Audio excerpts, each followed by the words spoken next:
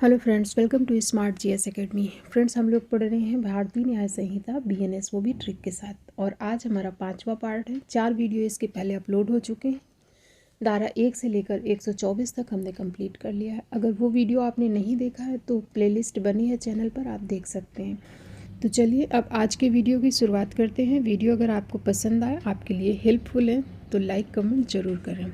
सबसे पहले है धारा 126 और 127, दोनों को हम लोग साथ में पढ़ेंगे, दोनों का अंतर समझेंगे। दोनों ही व्यक्तिगत स्वतंत्रता पर हमला और रास्ता रोकने से संबंधित हैं। पहला है धारा 126, जिसमें है गलत तरीके से रास्ता रोकना। ये ओल्ड आईपीसी धारा 339 थी, जो वर्तमान बीएनएस धारा 126 है। तो किसी को कहीं जाने से रोकना, रास्ता ब्लॉक कर देना, ये अपराध है बीएनएस धारा 126 के तहत।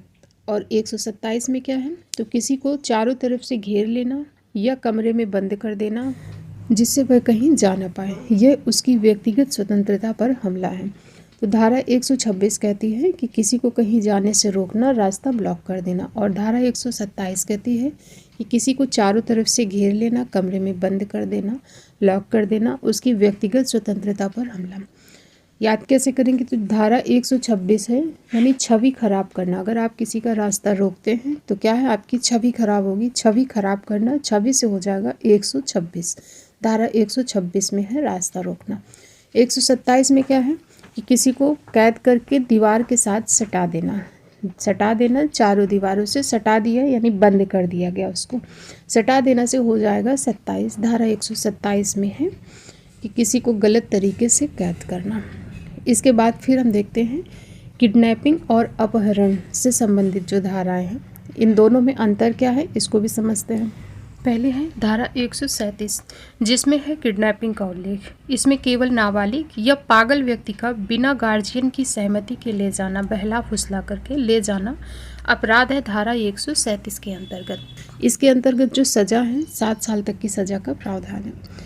फिर है अपहरण, जिसका उल्लेख है धारा 140 में, और इसमें किसी का भी यानी बड़े भी शामिल हो सकते हैं, और बल प्रयोग या धोखे से किसी का अपहरण करना, ये धारा 140 के अंतर्गत है, बल का प्रयोग करके। ठीक है, सज़ा क्या है इसमें, इरादे के हिसाब से सज़ा इसमें तय की जाएगी। जैसे कि अगर किसी का अपहरण हत्या के लिए किया गया तो उसके हिसाब से सज़ा दूसरी होगी।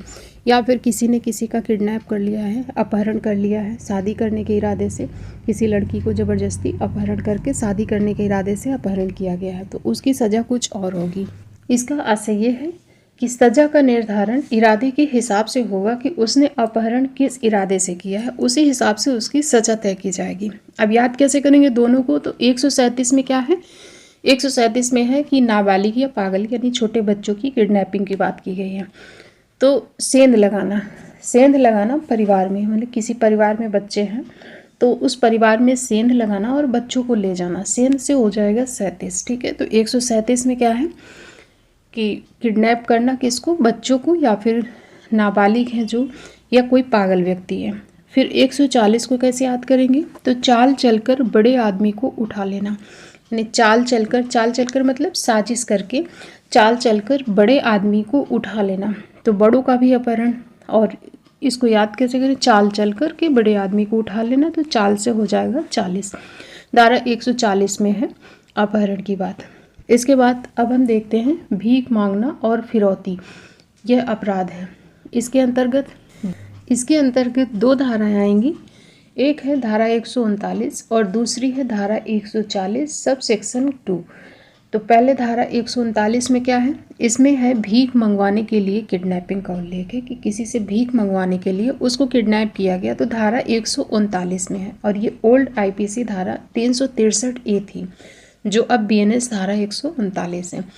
तो बच्चों को अगवा करना ताकि उससे भीख मंगवाई जाए, यानी बच्चे की आज़ादी और उसके बचपन की हत्या करना, ऐसे हम लिंक कर सकते हैं कि बच्चे को अगवा करना जिससे कि उससे भीख मंगवा सकें। तो ये क्या है, बच्चे की आज़ादी छीनना है और उसका बचपन छीनना है, बचपन की हत्या करना है। तो ऐसे में सज़ा क्या है, सज़ा कम से कम 10 साल की है, 10 साल की जेल की सज़ा का प्रावधान है।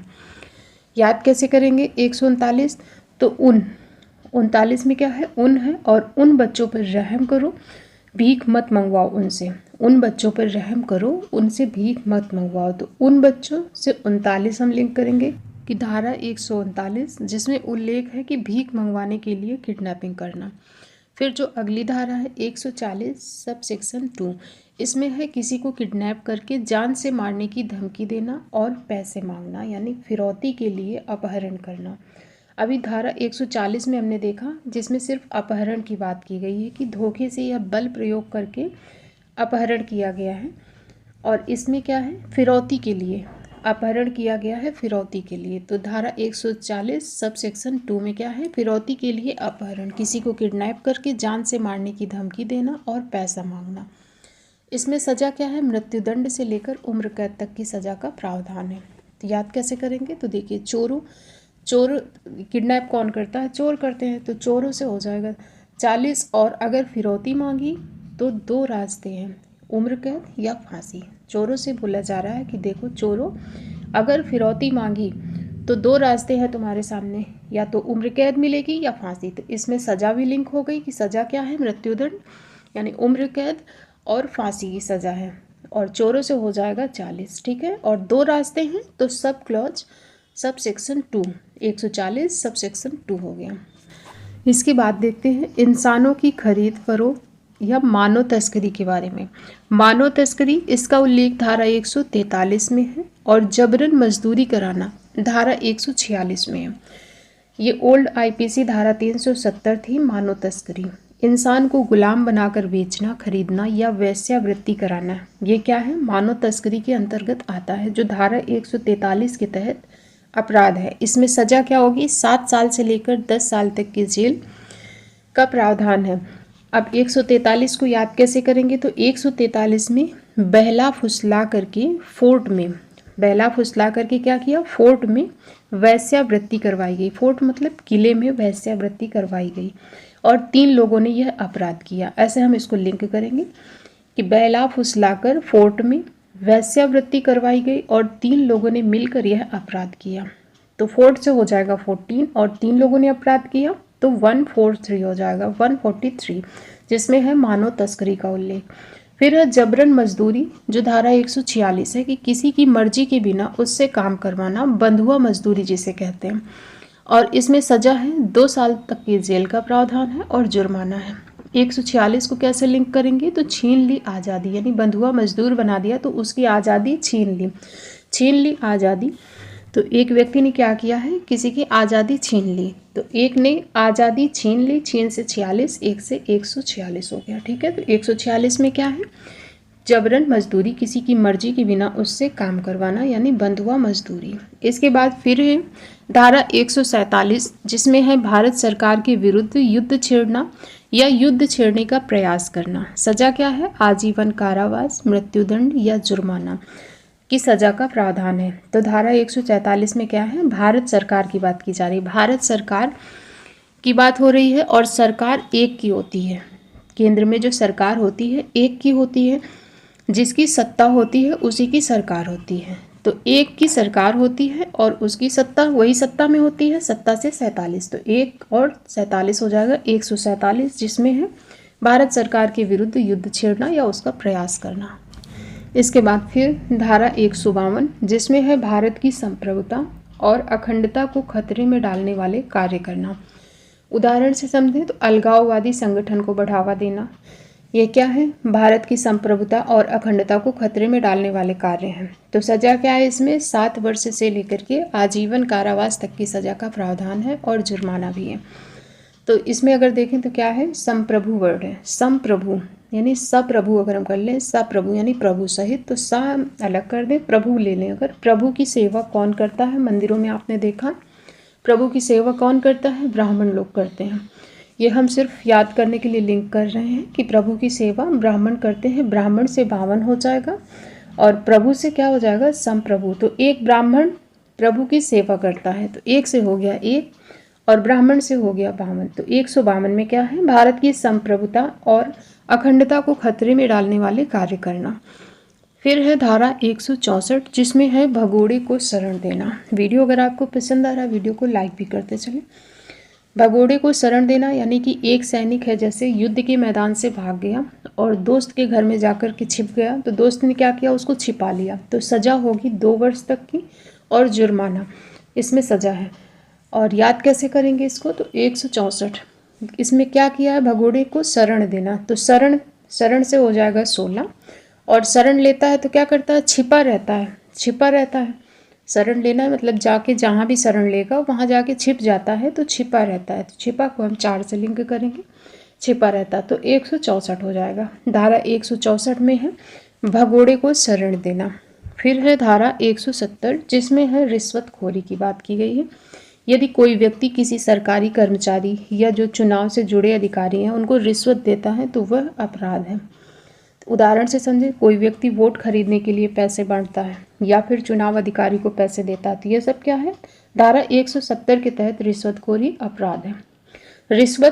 रिश्वतखोरी, तो रिश्वत में क्या है, रिश्वत को अगर हम देखें तो इससे 17 लिंक हो रहा है। रिश्वतखोरी कैसी होनी चाहिए, 0 होनी चाहिए, रिश्वतखोरी 0 होनी चाहिए, नहीं होनी चाहिए, तो रिश्वत से हो जाएगा 17 लिंक करेंगे, रिश्वत यानी 17 और 0 होनी चाहिए तो 0, तो 170 हो जाएगा। धारा 170 में रिश्वतखोरी का उल्लेख है। फिर है धारा 189 जिसमें है गैर कानूनी जमावड़ा यानी इकट्ठा नहीं होना है एक जगह, गैर कानूनी जमावड़ा। सजा है इसमें 2 वर्ष तक की जेल और जुर्माना।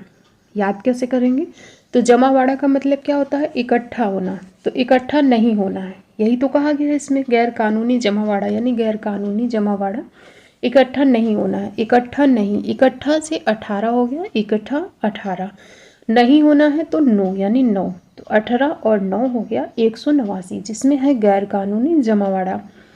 फिर अगली धारा है धारा 191 जिसमें है बलवा। ये क्या होता है, तो बलवा मतलब विधि विरुद्ध जमाव द्वारा सामान्य उद्देश्य को अग्रसित करते हुए हिंसा का प्रयोग करना, यह है बलवा। उदाहरण से समझे, जैसे भीड़ द्वारा किसी पुलिस स्टेशन में हमला कर दिया गया, वाहनों को जला दिया गया, ये क्या है, बलवा है। इसमें सजा क्या है, 2 से लेकर के 5 वर्ष तक की जेल की सजा का प्रावधान है। याद कैसे करेंगे, तो बलवा को अगर हम कर ले बालू कहाँ होती है, नदी में होती है और किनारे मिलती है, किनारे बालू मिलती है, बीच में जल होता है, तो नाव अगर चलेगी तो नदी में कहाँ चलेगी, बीच में चलेगी, किनारे तो बालू है वहाँ नहीं चलेगी। तो अगर आप देखें कि एक नदी है, बीच में नाव चल रही है, एक तरफ सीधी बालू पड़ी है, दूसरी तरफ सीधी बालू है और बीच में क्या है, नाव है। जो सीधी बालू है वो एक तरफ यानी एक और दूसरी तरफ भी बालू, तो एक और एक हो गया, और बीच में क्या है, नाव चल रही है, नाव से हो गया 9, तो 1 9 1, इससे हो गया 191 जिसमें है बलवा को हमने बालू से लिंक करके याद किया है। 1 से 2 बार आप रिपीट करेंगे, याद हो जाएगा। इसके बाद अगली धारा है धारा 194 जिसमें है दंगा। तो 2 या 2 से अधिक व्यक्ति क्या करते हैं, सामाजिक स्थान पर बैठकर आपसी झगड़ा में शांति भंग कर दें, तो क्या है, दंगा कर दें। तो दंगे का उल्लेख है धारा 194 में। सजा क्या है, 1 माह प्लस जुर्माना इसकी सजा है। ट्रिक कैसे है, तो देखिए दंगा कैसे होता है, 2 धर्मों के बीच में होता है, और कितने धर्म है, 4 धर्म है, 4 धर्म है और दंगा होता है धर्मों के बीच में, तो एक धर्म के बीच में दंगा होता रहता है, कभी हिंदू मुस्लिम में हुआ, कभी सिख ईसाई, ऐसे करके दंगा होता है, ऐसे हमें लिंक करना है। तो एक धर्म का दूसरे धर्म के साथ, भारत में 4 धर्म है तो 4 धर्मों के बीच में होता रहता है, 4 धर्मों के बीच में क्या होता है, दंगा होता है, एक नहीं 4 धर्मों के बीच में होता है।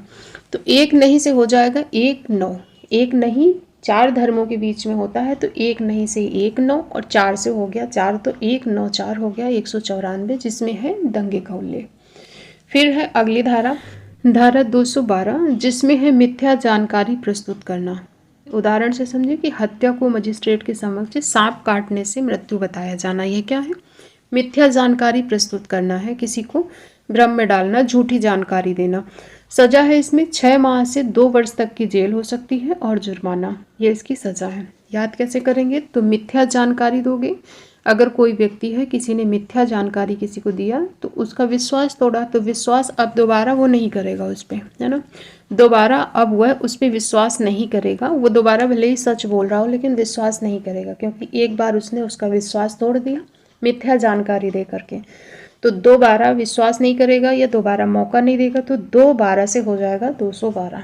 ठीक है, 212 में क्या है, मिथ्या जानकारी प्रस्तुत करना, और इसमें सज़ा क्या है, 6 माह से 2 वर्ष तक की जेल और जुर्माने की सज़ा का प्रावधान है। तो आज हम लोग इतनी ही धाराएं याद करेंगे, इसके आगे की हम लोग नेक्स्ट पार्ट में पढ़ेंगे। इनका रिवीजन करने के लिए पीडीएफ के लिए आप टेलीग्राम ग्रुप ज्वाइन कर लीजिए, वहाँ आपको इनकी पीडीएफ टाइम पर मिल जाती है, जिससे कि आप रिवीजन कर पाएंगे। वीडियो आपके लिए हेल्पफुल है या नहीं कमेंट करके ज़रूर बताएं। वीडियो पसंद आया वीडियो को लाइक करें, चैनल को सब्सक्राइब कर लें। मिलते हैं नेक्स्ट वीडियो में। Thank you.